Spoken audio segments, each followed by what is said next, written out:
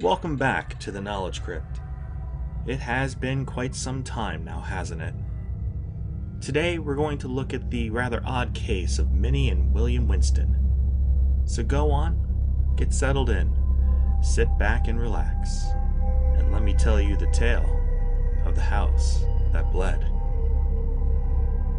It was the night of September 8th, 1987, and Minnie Winston was taking a shower while William was in bed. When she had wrapped up, she had noticed that there were small droplets of blood scattered around the bathroom floor. Alarmed by this, she started checking herself to see if she was hurt, but she found nothing of note. Her mind began to wander, considering if maybe a small animal, perhaps a rodent, had been injured and just scampered through the bathroom while she was showering. Though it wouldn't be until she noticed more blood, this time coming from the seams of the wall, that she would panic and get William to investigate. William and Minnie started assessing the situation and noticed that not only was blood dripping down the wall and emerging from the molding, but that it was also pooling in spots on the floor as well. Frightened, they called the police, and their review gave even more questions than answers. The police had checked all entrances and exits. They didn't see any signs of a break-in, nor did they see any evidence of animals around the house. The police also brought in homicide detective Steve Cartwright, just to ensure there was no foul doing or misdeeds causing this phenomenon. Samples of the blood were collected, and they were sent to the county's crime lab for analysis. The results were in type O, human blood.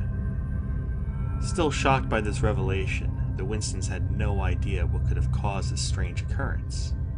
Neither of them were type O, as they were both A-type. In subsequent interviews, Steve Cartwright stated that it was an extremely strange situation. Going further, he'd even state that he believed it was an animal, at least he hoped it was. In time, Minnie would eventually recant the claim of the substance being blood, especially in later interviews. It had almost seemed as though she wished to be done with reliving the scenario, since so many had been pestering her family about it. The story was altered to be a bad case of rust and mud being mixed with water that simply leaked into the house, though this did little to persuade others from their desired narratives that ghosts or poltergeists were to blame. Whether it was blood, rust and mud, or even something else, what is certain is that it remains a mystery to this day what transpired in that home.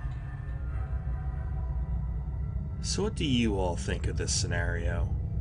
Me? I find it quite compelling that people would change their stories so long after the initial events.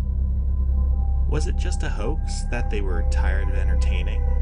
Or was it just so exhausting having to relive the terrifying happenings over and over that it was easier to change the narrative? Either way, thank you for joining me on this little story. Feel free to like and subscribe, and until next time, friends, farewell.